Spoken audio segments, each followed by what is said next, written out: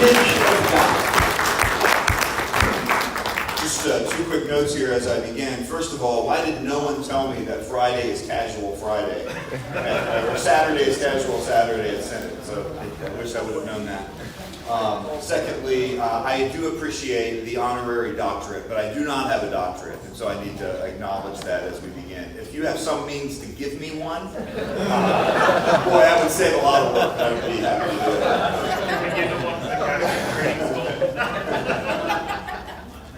Friedrich Nietzsche wrote The Madman at a time of incredible cultural optimism. And it's understandable when you think about the scientific and technological and medical advances that were taking place throughout, especially the 19th century. Nietzsche writes the parable of the madman literally at the end of the 1800s, 1895 I think it was, right at the end of that century. And he was writing at a time of incredible optimism. There were people who believed that the religious understandings of the world, particularly that were imposed by the Christian church, was holding us back from the kind of progress that was possible, from the kind of potential that humanity could gain. And listen, it made a little bit of sense if you think about the momentum that was happening within the scientific world, the momentum that was happening within the technological space, the kind of arrogance that was coming, in particular, when that kind of highbrow reasoning was applied to tradition and scripture.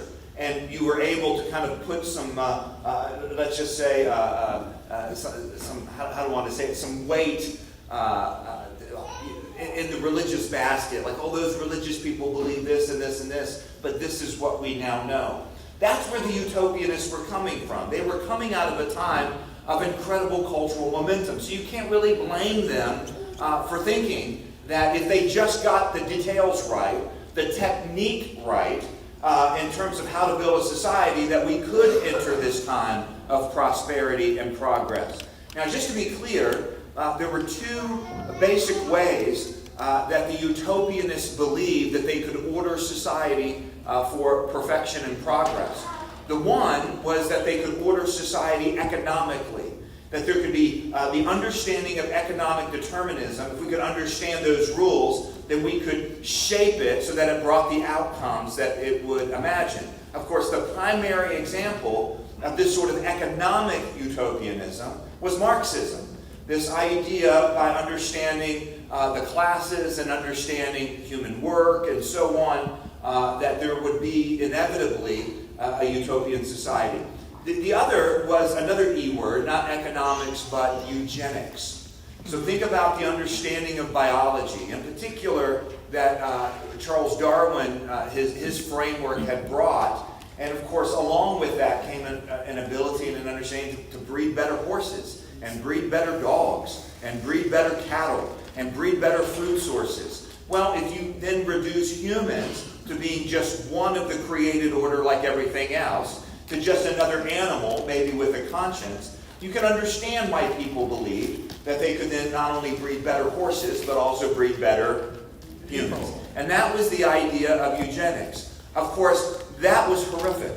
The sort of thing that both economic determinism, when you think, for example, of the revolutions in China and Asia, when you think about the number of people that died in the 20th century just at the hands of communist governments, it brought incredible bloodshed. So did eugenics. Eugenics, of course, we often associate with Nazis. But be very clear, there's a whole history of eugenics ideology right here in the United States. And of course, unfortunately, because the United States tends to do this, that's one of the things we exported around the world. And it brought a lot of devastation. My point is that this incredible optimism, I think, makes even Nietzsche's predictions in the parable of the madman that much more remarkable.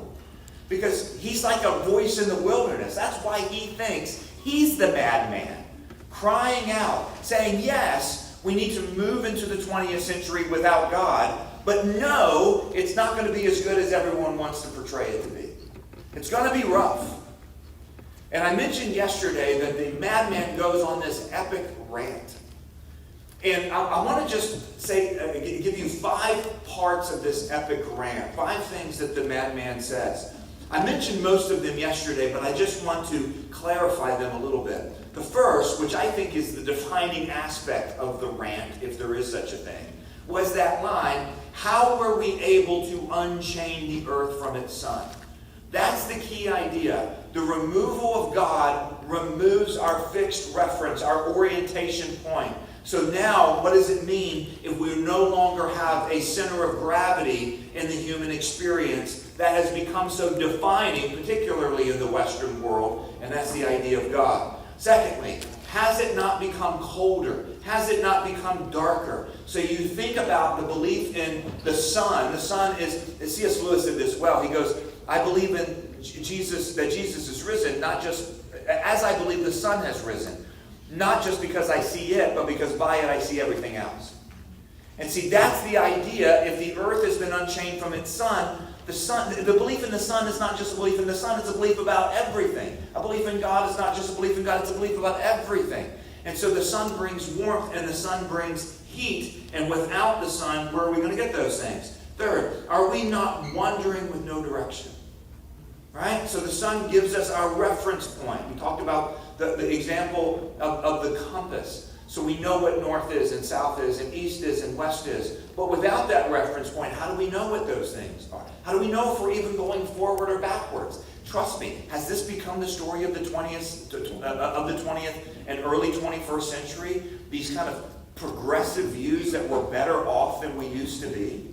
And then we look around and say, are we? Fourth, are we not now straying as through an infinite nothingness? That's the haunting one for me.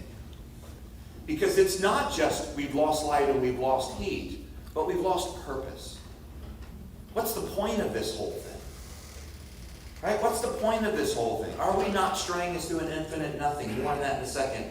And then finally, this is the other big part of the madman's rant, and this is an epic observation. He said, if we have killed God, will we not have to become gods ourselves simply to appear worthy of it? If we have killed God, we're going to have to take his place. Can you think of a better description of the 20th century than that? On a global level, right? This idea of being God-like, playing God-like. The bishop mentioned yesterday the challenges of artificial intelligence. That's being God-like, right? When we talk about removing procreation from the sexual process and taking it into a lab, and then even taking it away from men and women, now we have the quote-unquote promise of children born of just one parent or children born of multiple parents. This is God-like behavior. Now remember, what happens is the madman goes on this epic rant, looks around, and all the other utopianists, all the other intellectuals and snobby people who don't believe in God are just looking at him like he's crazy. And so he says, I've come too soon. Right? In other words, this is going to come. This is why I think the parable of the madman is so utterly prophetic. Because we are now in a time and place where those predictions, which I think were inevitable and should have been obvious if the world hadn't been caught up in this stupor of optimism, have become realities. Right? This is where we are. Now, why does this matter for us? Here's why it matters for us. If you're taking notes, write down Acts chapter 17. There's a lot of things in Acts 17 that Paul says to reveal various aspects of God. And I'm talking specifically when he's in Athens. One of the really compelling things about Acts 17 is that it's Paul going to 3 different missional contexts. First, he goes to Thessalonica. This is a Jewish context. They get really mad at him, beat him up, and throw him out. So then he goes to Berea. And Berea, they're more noble, and I guess that means they don't beat him up. They listen to him, and they go and study the scriptures for themselves. You might remember about the Bereans. But then the Thessalonians are still pretty mad. And so then they come to Berea and beat Paul up again. So he ends up in Athens. In Athens, he starts talking about Jesus, and they're like, we don't even know what you're talking about. right? Because this is Athens. This is paganism. And so he's invited on Mars Hill. And Luke says specifically that he's speaking to two groups of people, the Epicureans and the Stoics. Now, the Epicureans, of course, believed that the gods had created everything and then lost interest. They moved on to other things. And so no one was paying attention. And when the cat is away, the mice will play. You know, this is what the Solomon in Ecclesiastes went through an Epicurean stage, in which he says, eat, drink, and be merry, for tomorrow we die. In other words, live for pleasure, right? Solomon said it first. Dave Matthews sang about it years later. And then he also talked about the Stoics. The Stoics are those who have the opposite view. The gods control everything, so free will is an illusion. So in other words, hear this. I don't think this is an accident that Luke tells us who his audience is, because it's the Epicureans and the Stoics. They have very different understandings of the relationship of the gods with time and place. And then Paul gets up, and he doesn't start with Jesus, he starts with God. And he says a number of things, but one of the things he says is that the God who made everything determines the exact times in which we live in the boundaries of our dwelling place.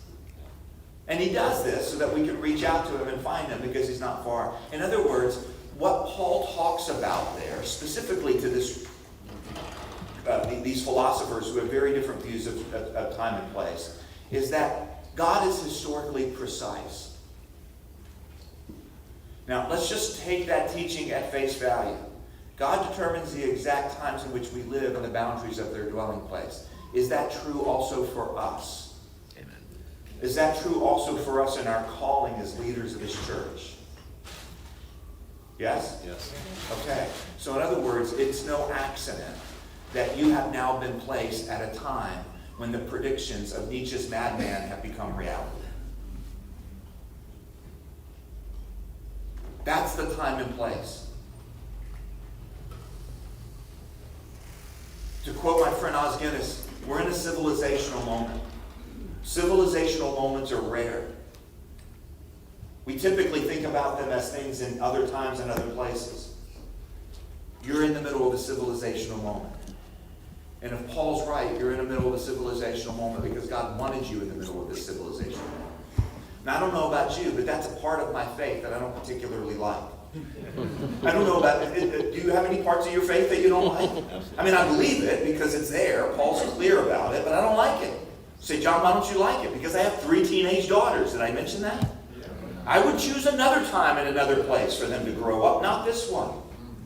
Any of us that were watching the events at the Doubletree last night, anybody know what I'm talking about? No. Oh, never mind. It's just, I would choose another time and another place. Let's just put it that way. Now, all of you are wondering what I'm talking about. Yeah. We'll talk about it later. In other words,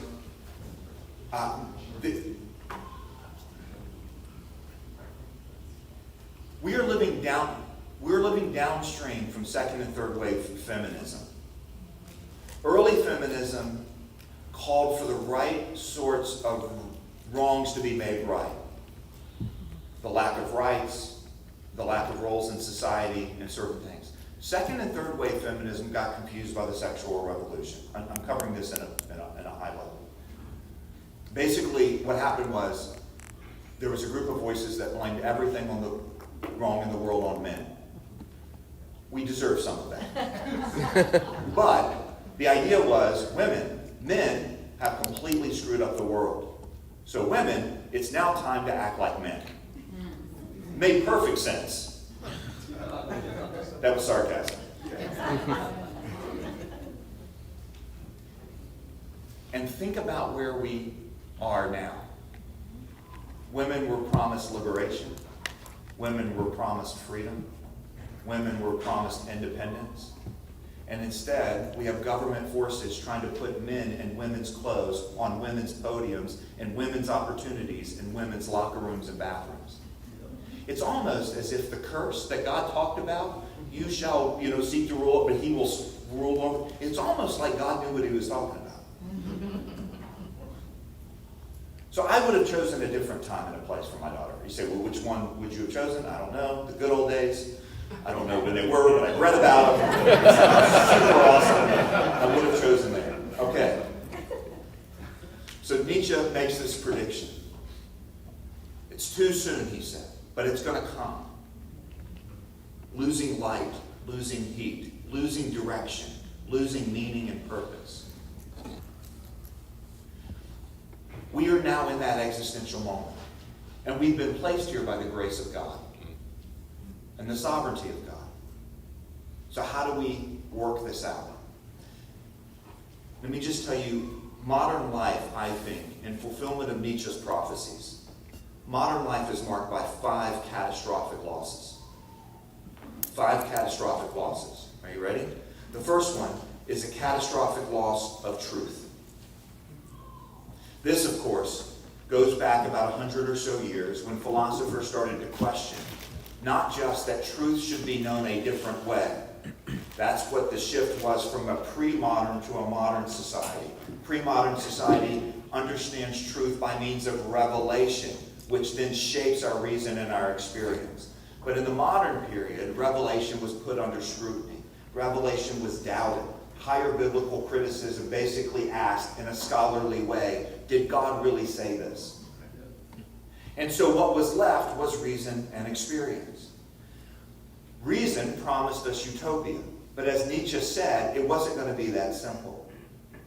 The pinnacle of scientific achievement was nuclear energy, which not only gave us an amazing look into the world at a subatomic level, but it also brought the world to a place of mutual destruction, where 2 men had their finger on a button, and had either one of them flinched, the entire world would have gone up.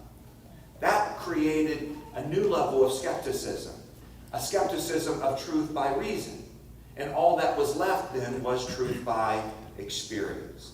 So once revelation and reason got the axe, all that's left is experience. The problem is, experience is both subjectively experienced and also subjectively interpreted.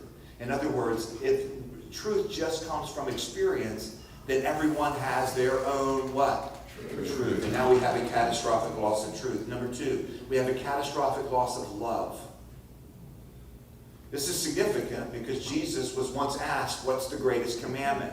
And his answer was not to believe or to know or to reason. His answer was to love. And the second one is just like the first one, which was also to love. What we have is the loss of love. And of course it goes back to the compass. We've lost our fixed orientation point, so we don't know how to love each other. We've reduced love, the serious, beautiful thing that Lewis talks about in the 4 loves, for example, to either sentimentality or sexuality. That's all love means. So we have a catastrophic loss of love. Number 3, with a catastrophic loss of love is inevitably comes a catastrophic loss of trust. It is one thing to live in a world, and I'm thinking nationally, but it is absolutely true civilizationally. It's one thing to live in a world in which we all kind of agree on where we're trying to get to, but we disagree on how to get there. It's another thing, as I said yesterday, when we're looking at the same thing, one side calls it healthcare and the other side calls it murder. In other words, we don't even agree on where we're trying to get to. Catastrophic loss of trust. Number 4, a catastrophic loss of meaning. A catastrophic loss of meaning. I've just, over the last couple of years, gotten to know the head of the counseling department at Colorado Christian University in Denver. And it happened because I was asked to go speak to their board and department heads and administration for an event. And I was talking about some of these things, and this guy raised his hand and he identified himself in terms of leading the counseling department. And he threw out this phrase, just kind of in his question, treatment-resistant depression. And I thought, well, man, that's a loaded phrase. So I stopped him and I said, I don't know that phrase. What are you talking about? And he said, well, you need to understand what's happening on college campuses. Even Christian college campuses like Colorado Christian University, which is a wonderful school doing wonderful things. He said, what we're seeing is an incredible spike in the number of students that are coming and needing our services. Not to mention in the community. He said, but typically in the past, they would come and ask for things like time management skills, or maybe they were homesick, or maybe they didn't know how to deal with conflict that they were having with their roommates. And so we would help counsel them through this. He's like, they might come with these questions, but then when we give them treatment, what's become obvious is that the crisis is much, much, much deeper than that. In other words, the old therapies that we were able to do to help them move forward aren't helping anymore.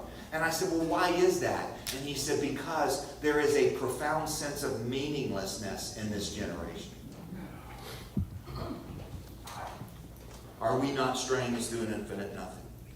When you have a catastrophic loss of truth, and a catastrophic loss of love, and a catastrophic loss of trust, and a catastrophic loss of meaning, you then have the fifth thing, which is a catastrophic loss of identity. This is Peter Berger's observation, which at many times when he said it, in many ways when he said it was a prediction, that modern man has a perpetual identity crisis. When he said it, modern man didn't quite realize they were having the identity crisis that they did. And you have to understand that because the belief in God is a belief in everything else, the causes and the factors, the contributing factors to this identity crisis, is not just the Western abandonment of God. It also has an awful lot to do with an awful lot of other things.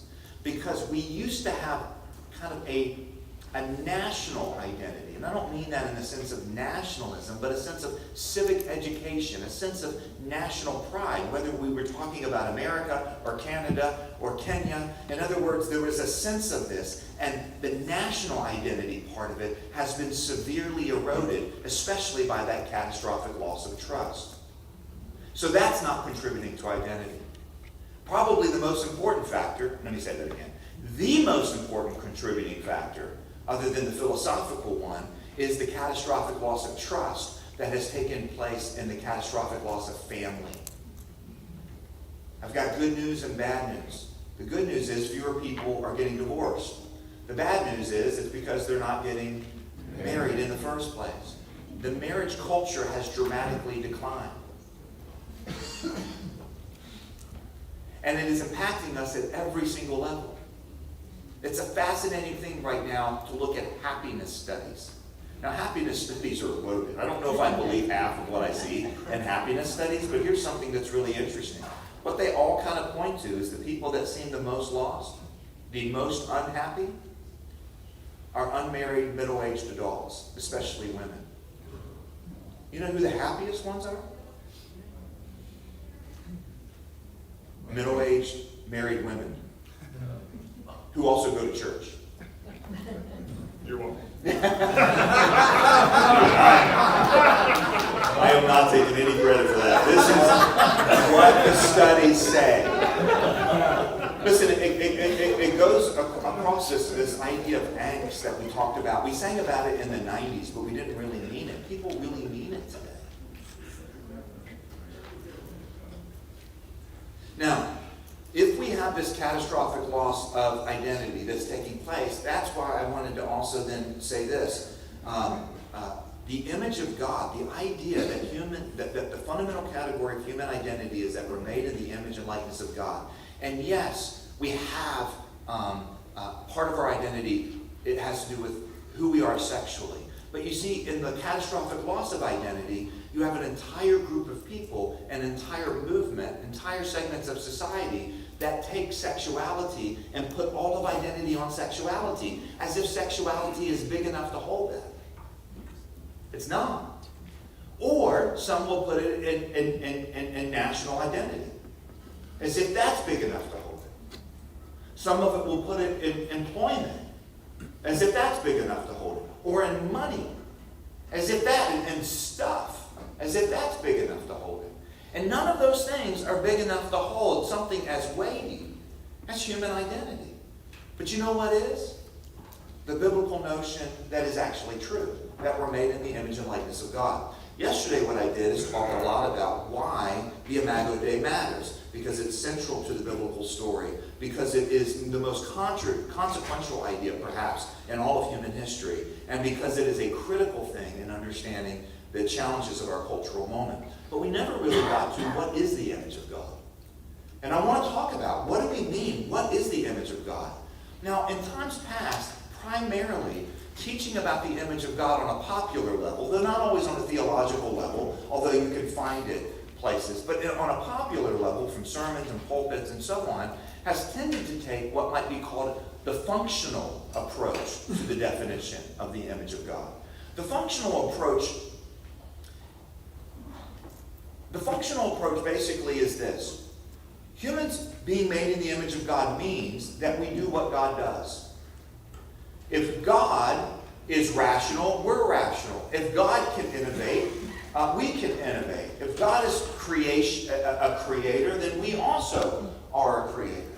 Now, this is true. Sorry, I'll try to stay within the framing. I drove Bob crazy yesterday. This is, of course, true that humans do things that reflect God that animals do not. I've often thought about this, right? Like, animals eat and we eat. But for some reason, humans decorate their food. Have you ever noticed that? We garnish. Why do we do that? I mean, what do you need? Why do you need to decorate your own? We care about presentation. I think the only thing you need to make food even more presentable is bacon. You know what I'm talking about? Bacon on it. No, there's something about it. Look, animals have homes. We have homes. We hang pictures on the wall. There's all kinds of ways that we are different than the animals.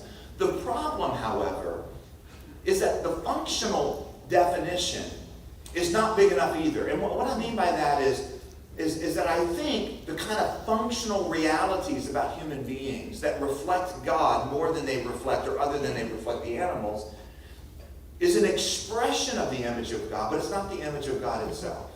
And here's how I know this, is if we lose these functions, the ability to reason, the ability to relate, the ability to care, the ability to innovate or to invent or to work, if we lose those functions, we don't lose the image of God.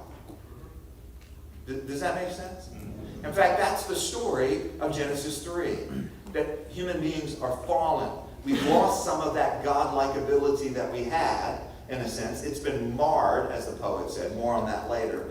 It's been marred, but it hasn't been lost. So that's a very, very important distinction in my view. I think that there is some better understandings that are more fundamental to what the image of God actually is. Not that the functional definition is wrong, it's just not a definition, it's an expression. Do you understand the distinction I'm trying to make? In other words, yes, we are more like God because we're made in the image of God, but the things we do not make us in the image of God.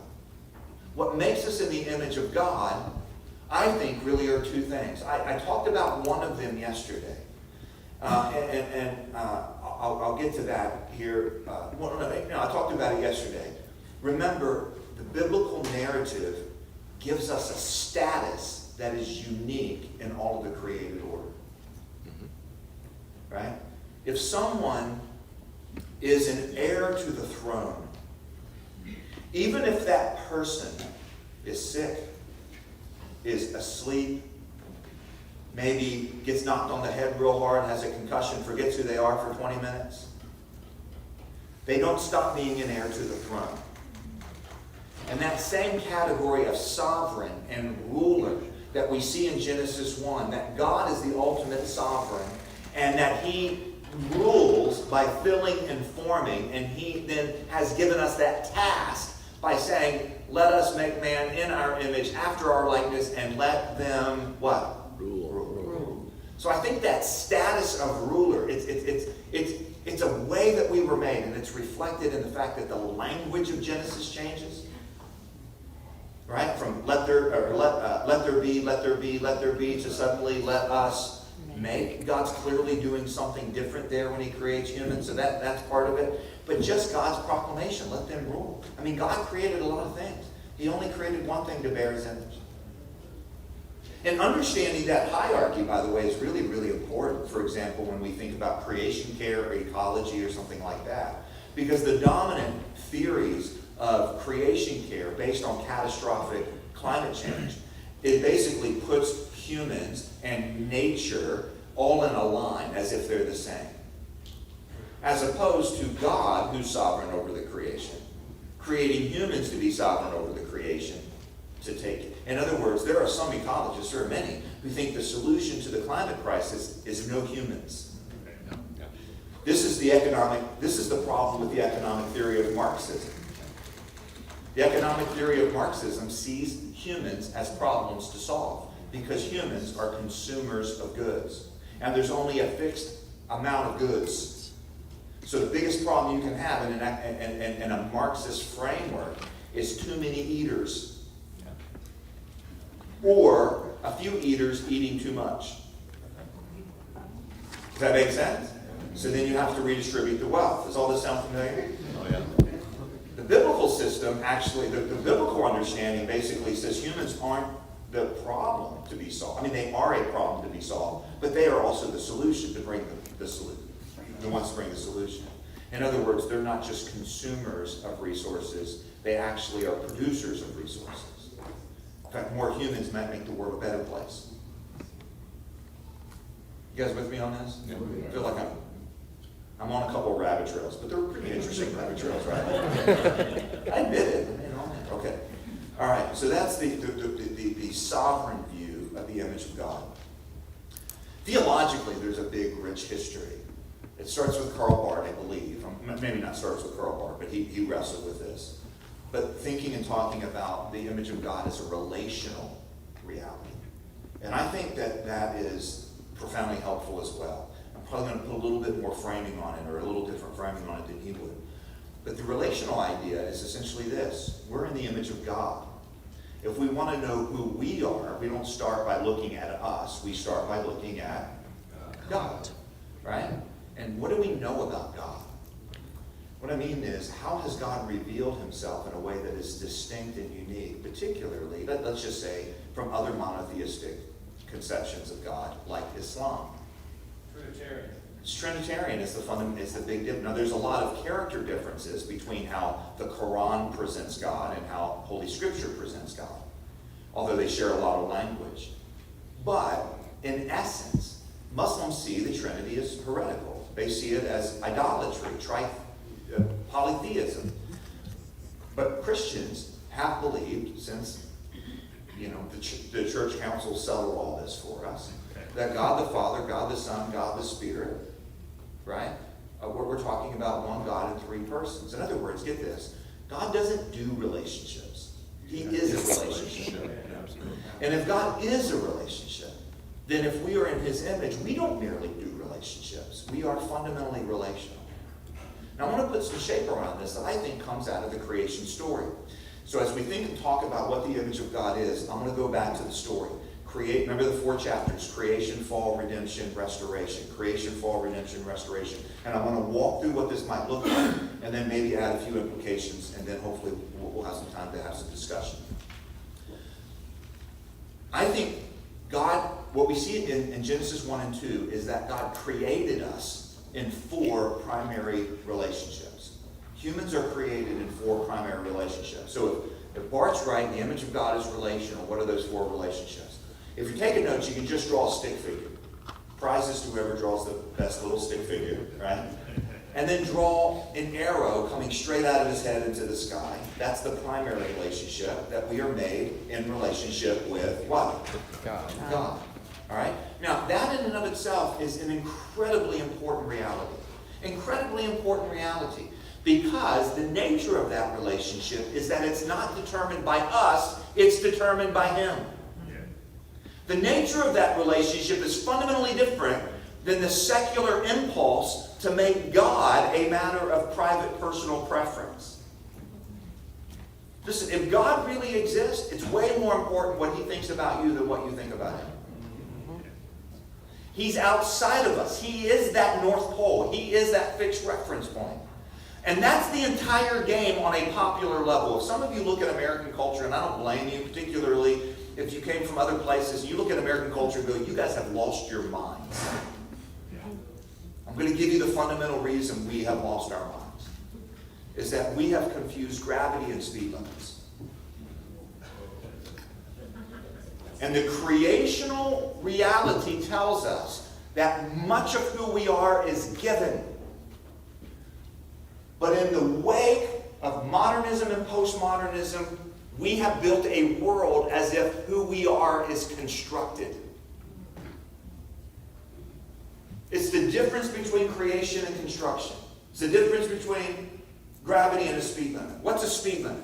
A speed limit is something that emerges into reality because a group of people get together and they look at a patch of road and they look at the social conditions. They look at how straight the road is. They look at how many, how much wildlife might run across the road, or how many houses with kids, and whether there's a wall between. They're looking at the conditions around the road, and then they determine the safe speed limit is 45. Now, does that mean the speed limit is basically constructed out of thin air? Or not thin air, but constructed, right? It is. Does that mean it's not real?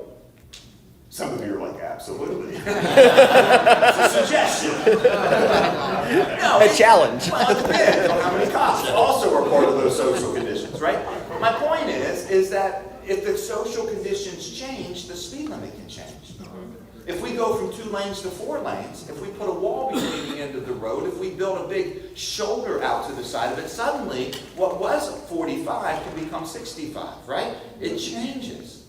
Okay. Gravity is not like a speed limit. We can all get together right now and decide together that we think that gravity should mean going up, not going down. Does it change gravity? No.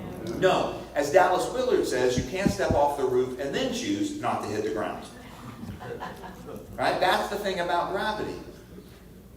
One of the features of the Western world, what Nietzsche realized was going to happen and has come true, that's led to these 5 catastrophic losses, top to bottom, is that we now treat almost every aspect of the human person as if it's a speed limit, not gravity. As if it's a social construct, not something fixed. And that upward relationship defines that there is a creator and we are not him, and he has created us. Poof. Right?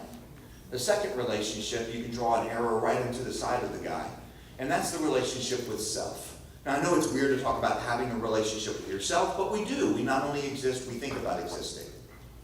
Right? We ask what the philosophers call the moral questions, or the ultimate questions, like where did I come from and why am I here? In other words, we think about eternity. That's what Ecclesiastes says. We have eternity in our hearts. Right? Right? The third relationship, the outward relationship, that is the relationship with other image bearers, other human beings. That takes the form in the garden of Adam and Eve. But now, it also takes the form of social relationships. So we're in personal relationships, like we are in this room, but we're also part of a social community of this diocese. And we're part of communities that we live in, and we're part of larger cultures and nations. So there's both personal relationships and social relationships of which we're part. And those were created by God. You see the foundation of this in why God gave Eve to Adam. Why did God give Eve to Adam? Because after 6 days of saying it's good, it's good, it's good, it's good, it's good, before the fall, before the serpent, God looks at his same world and says something's not good. And what is not good? The man's alone. Now let me just be really clear. It says that man is alone. It does not say that man is lonely. We, because we have that sentimentalized vision of love, tend to reduce what God's doing there as an act of companionship. Now trust me, spouses are wonderful companions. Sarah and I are wonderful friends. I had a really good friend named Ted. We shared a house. I didn't get married till I was 27. I like coming home to Sarah way better than coming home to Ted. Okay? All right? I'm just going to say that. But the Bible doesn't say this is really about companionship, because otherwise it would go something like this. It's not good that man's alone. I will make him someone to meet his deepest emotional needs. It doesn't. I will make him a what? A helper. And then what does he do next in the text, Genesis 2? This is fascinating. He does, before he puts him to sleep, he gives him a job. To name the animals. And after he names the animals, here's what the text says. And of all the beasts of the field, and all the creatures that Adam named, none were found suitable for him. And you think about that and you think, well, wait a minute, animals are super helpful. Right? They give us clothes, they pull our plows, they give us bacon. Right? But Adam didn't need any help. He needed what? Suitable help. Suitable help to do what? To bear the image of God. Well, remember the command in 28? We talked about it yesterday. Be fruitful and multiply, fill the earth, and subdue it. That's the fourth relationship, the downward relationship. So there's upward, there's inward, there's outward, and there's downward. The downward is the rest of creation. Adam was to continue the filling and the forming. And you know what? This is fascinating. Another Adam would not have been a suitable helper either. Another Eve would not have been a suitable helper for Eve. So we have these four relationships. Now, we know the next chapter of the story is the fall. What you need to understand in the fall chapter is two things. Which one of these relationships were broken by the fall? All of them. All of them were. We sometimes talk about the only problem that humans have is that we need to be reconciled to God. Do we need to be reconciled to God? Yes. Is that the only problem we have? No. Because as soon as that upward relationship breaks, the inward relationship breaks. Adam and Eve go from being naked and not ashamed to naked and ashamed. And then the outer relationship breaks. That's especially obvious in the next chapter. Right? We're in intimate relationship between brothers, one kills the other. And then it also becomes evident in the downward relationship, ultimately in what brings about the flood. So you have the upward, inward, outward relationship. However, the image of God is marred. John Donne writes a poem about that, is that the image defaced, but the image is not destroyed.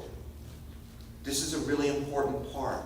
We do not stop being made in the image of God because we're sinners. The problem is not, here's another way to say it. Your deepest problem is not that you're human. Your deepest problem is that you're fallen.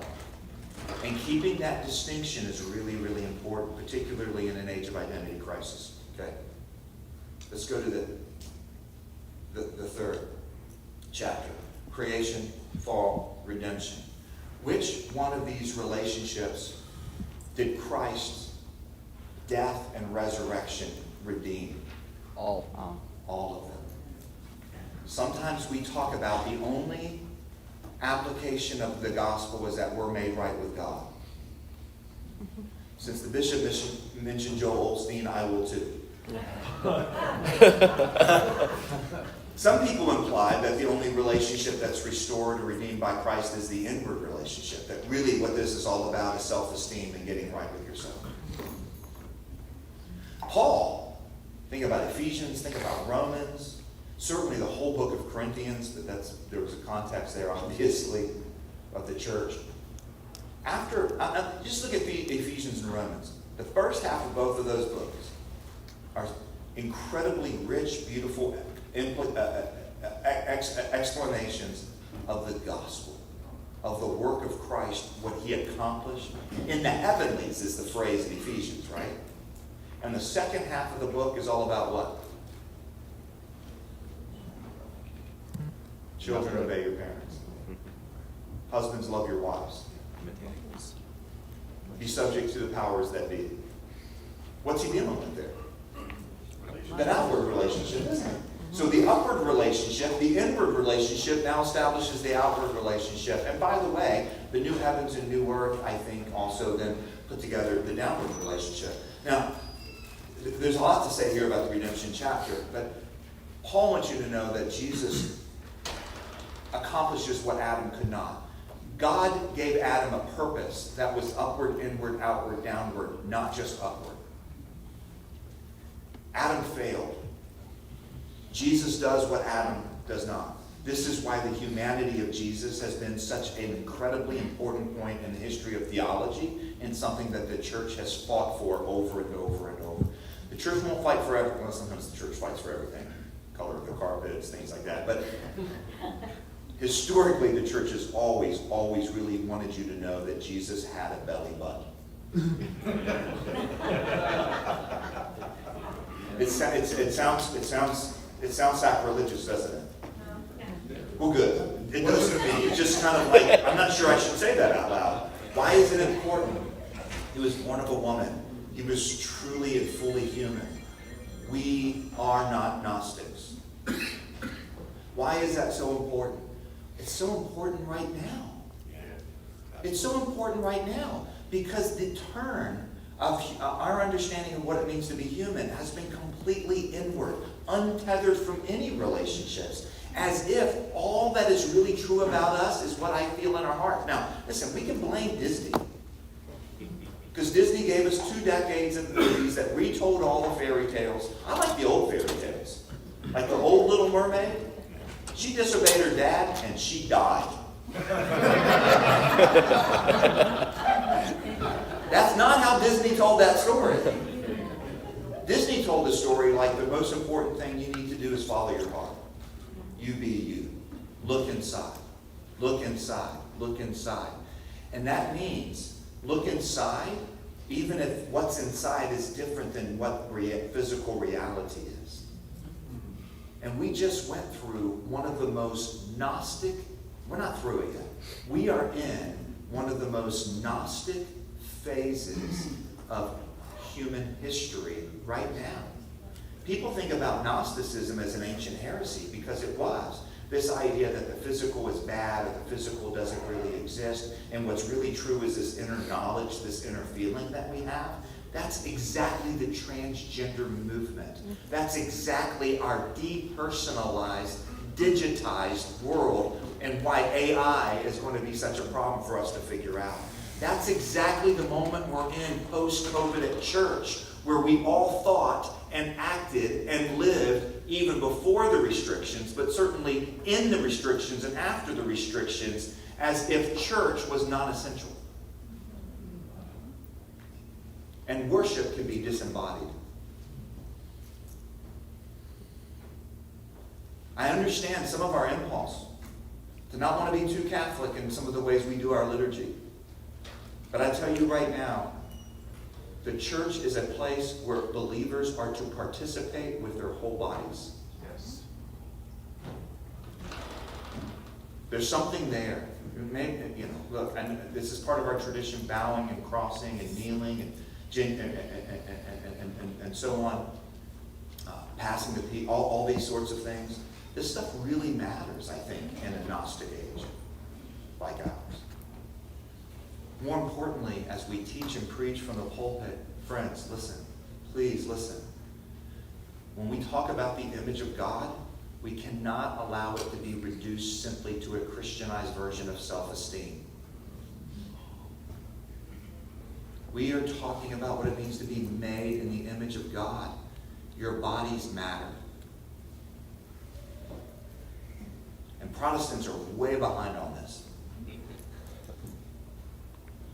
JP2 gave us the theology of the body, which is helpful. If you want a book on this, Christopher West's book is called Our Bodies Tell God's Story, which is basically what would it look like to look at the human body as if it were a form of revelation to reveal God. The image has been marred but not lost. Jesus became fully human. And then finally, and I'll close with this, and then we can maybe have some questions. I don't know how we're doing on time. I know we started a little bit late, but I also will defer to the bishop here. This bishop first, if the other bishop doesn't come in. The 4th chapter of the story is restoration. Restoration. I think, obviously, that 4th chapter oftentimes is referring to consummation, the consummation of the kingdom, the return of Christ, the new heavens and new earth. But we live in this kind of tension between redemption and restoration, and all the words in the New Testament that Paul uses, that John uses, that Jesus himself used as well, to talk about salvation and the implications of salvation and being